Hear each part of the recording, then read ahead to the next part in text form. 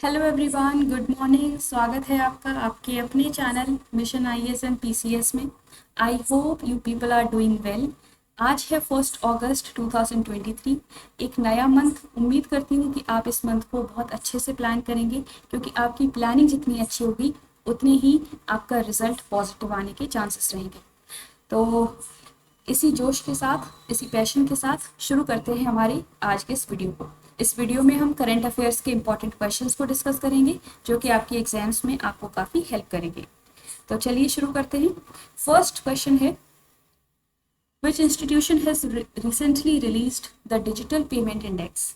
हाल ही में किस संस्थान ने डिजिटल भुगतान सूचकांक जारी किया है? तो इसका जो करेक्ट आंसर है दैट इज ऑप्शन बी, यानी कि RBI. RBI digital payment index को रिलीज करता है। RBI that is reserve bank of India, जो कि इंडिया की सेंट्रल बैंक है। इसके through digital payment index release किया जाता है, सो दैट कि जो इंडिया में पेमेंट सिस्टम है, जो डिजिटलाइजेशन है पेमेंट्स में, उसके लेवल को एसेस किया जा सके, और जो भी different different digital payments methods होते हैं उनकी ग्रोथ को शोकेस किया जा सके। और जो रिसेंट डेटा आया है, जो ये रिपोर्ट आई है, उसके अकॉर्डिंगली इंडिया में डिजिटल पेमेंट्स का पेनिट्रेशन बहुत बड़ी लेवल पर बढ़ रहा है। उसमें ग्रोथ देखी गई है, रिकॉर्ड की गई है। तो इम्पॉर्टेंट है, याद रखिए। अगला क्वेश्चन है, ministry of earth sciences has recently celebrated its 70th foundation day. It was established in which year? पृथ्वी विज्ञान मंत्रालय ने हाल ही में अपना 17वां स्थापना दिवस मनाया है।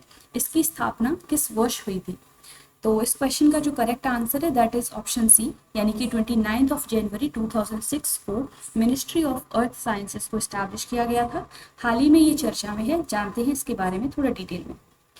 तो इसका 70th फाउंडेशन डे हाल ही में सेलिब्रेट किया गया है, और इस ओकेजन पर कुछ सिटीजन सेंट्रिक इनिशिएटिव्स को लॉन्च किया गवर्नमेंट ने। जैसे कि ये कहा कि ये अनाउंस किया कि मेट्रोलॉजिकल सेंटर्स को इनाग्रेट किया जाएगा, इस्टेब्लिश किया जाएगा 4 जगह पर। कौन कौन से वो प्लेसेस हैं? जैसे कि इम्फाल है मणिपुर में, कोहिमा नागालैंड में, एजावल मिजोरम एंड पोर्ट ब्लेयर।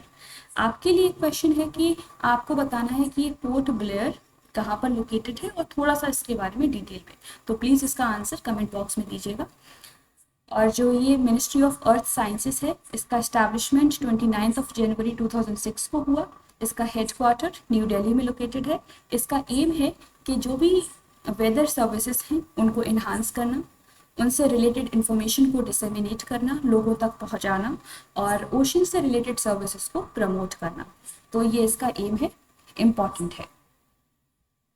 अगला क्वेश्चन है, in which country military has announced to remove the president from power? किस देश में सेना ने राष्ट्रपति को सत्ता से हटाने की घोषणा की है? तो इस क्वेश्चन का जो करेक्ट आंसर है दैट इज ऑप्शन डी, यानी कि जो नाइजर कंट्री है, वहाँ की मिलिट्री ने तख्ता पलट कर दिया है, वहाँ के प्रेसिडेंट को पावर से हटा दिया है, हटा देने की घोषणा की है अभी। तो इसलिए ये न्यूज़ में है। यहाँ के प्रेसिडेंट की इमेज आप देख सकते हैं। इनका नाम है मोहम्मद बजौम, और कैपिटल है नाइजर की नियामी। और नाइजर जो है एक लैंड लॉक्ड कंट्री है वेस्ट अफ्रीका में। तो ये कुछ एक्स्ट्रा एडिशनल पॉइंट्स हैं आपके लिए, इनको याद रखिए, क्योंकि जो एग्जाम्स में जो क्वेश्चंस पूछे जाते हैं वो यहीं से पूछे जाते हैं, इन्हीं फैक्ट से रिलेटेड।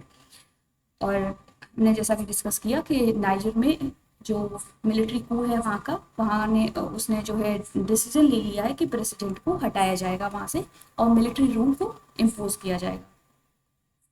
अगर हम इसके मैप को देखें तो देख सकते हैं कि जो नाइजर है वो वेस्ट अफ्रीका की एक कंट्री है, और यहाँ पर जो है जो कंट्रीज़ हैं जो बॉर्डर शेयर करती हैं वो हैं, जैसे कि अल्जीरिया है, Mali and Burkina Faso and Nigeria, Chad and Libya. तो ये कुछ इंपॉर्टेंट कंट्रीज़ हैं जो बॉर्डर शेयर करती हैं नाइजर के साथ। तो मैप से रिलेटेड क्वेश्चन भी आपसे पूछा जा सकता है, तो प्लीज़ इसको याद रखिएगा। अगला क्वेश्चन है, with which country India has signed a memorandum of understanding on sharing digital solutions? Bharat ने किस देश के साथ डिजिटल समाधान साझा करने पर एक समझौता ज्ञापन पर हस्ताक्षर किए हैं? तो इस क्वेश्चन का जो करेक्ट आंसर है दैट इज ऑप्शन ए, यानी कि कंट्री है ये पापुआ न्यू गिनी।